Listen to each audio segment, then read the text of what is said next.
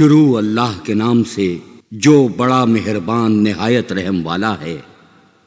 السلام علیکم۔ وظائف کی دنیا میں خوش آمدید۔ امید ہے آپ سب خیریت سے ہوں گے۔ اللہ کریم آپ سب کو بحق محمد و آل محمد اپنی حفاظت میں رکھیں، الہی آمین۔ آج کی ویڈیو میں جو عمل بتایا جائے گا اس عمل کو کرنے میں بہت سکون ہے۔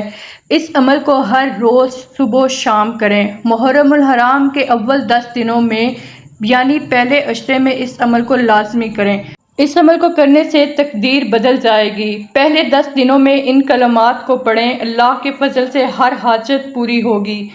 لا الہ الا اللہ، لا حول ولا قوت الا باللہ۔ اس کو کثرت سے پڑھیں۔ ماہ محرم کے پہلے عشرے میں اس کو کثرت سے پڑھنے سے اللہ تعالیٰ ہر حاجت پوری فرماتا ہے۔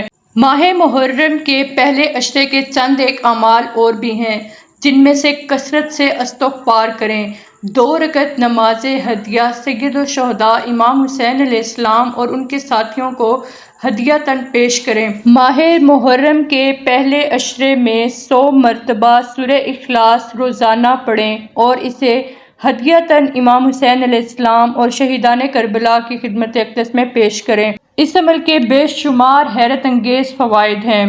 محرم الحرام یعنی ایام غم۔ اس مہینے میں رسول اللہ صلی اللہ علیہ وسلم کے نواسے کی شہادت ہے۔ ان دنوں میں امام حسین علیہ السلام پر گریہ کریں۔ امام حسین علیہ السلام کے غم کو تازہ کرنا، ان پہ گریہ کرنا ہمارے ائمہ پاک کی سنت ہے۔ اللہ کریم ہمیں معرفت کے ساتھ یہ دن گزارنے کی توفیق عطا فرمائے، الہی آمین۔